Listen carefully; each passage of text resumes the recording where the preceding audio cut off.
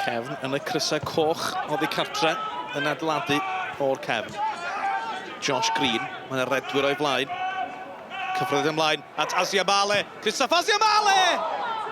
O'n i'n meddwl bod hwnna'n mynd am y gornel ucha, ond dros y traws yr affi. Symudiad hyfryd gan Cefn, Cyrsio ar flic. Asia Male'n curo Pemberton, ond yn methu dod o hyd o'r gornel ucha yna. Tristan Jones ar gic. Awr yr ystlys yn hir i Wilson. Wilson mor berig, yn cael y croesiad isel i mewn. Mae'r bel yn hyd yn y cort! Y golwr yn gwneud smonach ohoni braidd. A Mark Jones, yr eilydd hanner cynta, yn methu a troi honna i mewn i gefn y rhwyd. Oedd hwnna'n gyfle da. Derwyddon felly yn dechrau'r ail hanner yma. Un fuddugoliaeth yn unig iddyn nhw y tymor hwn. Oedd hwnna oddi cartre ar yr ofal, os cofiwch chi. Gobeithio am gyfnod tebyg yma yn Sir Benfro.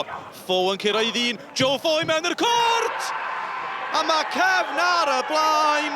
Joe Fo yn taro y munud cynta'r ail hanner. Fe giro fe i ddyn Summerfield yn rhy rhwydd a Pemberton hefyd. Joe Fo yn rhoi Cefn ar y blaen. Keacher y chwith neu Scotcher ar y dde. Scotcher sy'n ei chymryd i.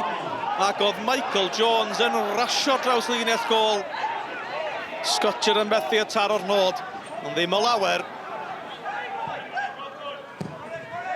Darlington ar cliriad.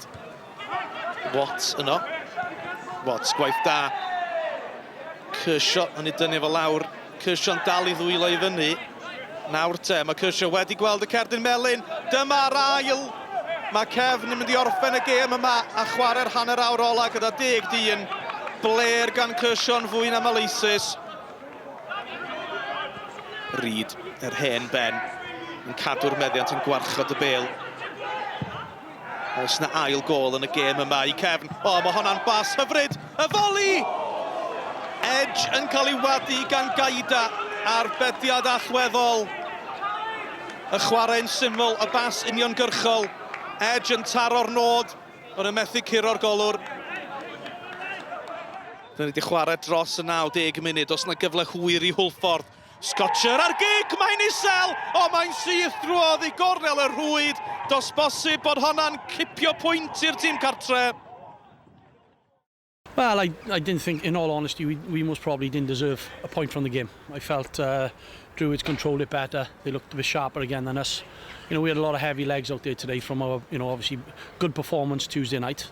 But, you know, it's about consistency and, you know, time to utilise the squad now, I think, from our point of view. But, you know, it's a bit of a smash and grab for us. But on a plus side, you know, we've showed the character to see it out and, you know, we've played better this season and lost. So, as we all know, football balances itself out. Yeah, it feels like a defeat. We were head and shoulders above them. Even with 10 men, they couldn't create nothing. It was just, you know, launching long balls inside of our box. I don't remember a chance of goal for them, to be honest. Even in the first half, man, on 11v11, we were better than them, creating more chances. Clear goal opportunities we couldn't capitalize. And then in the last second of the game, a free kick, a deflection, and here we go. On a points basis, we had 7 points from 3 games. You know, so it's 2 wins and a draw. You know, we'll take that all day long. You know, obviously we're playing better. You know, we're showing the willingness, and as many points on the board before Christmas was our target, and we've achieved another one today. We'll get up there.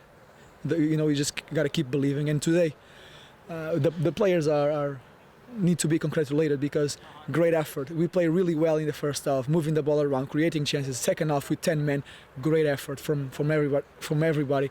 We kept our organization, never let them create great chances. But that's it. 94th minute, a deflection. Off we go.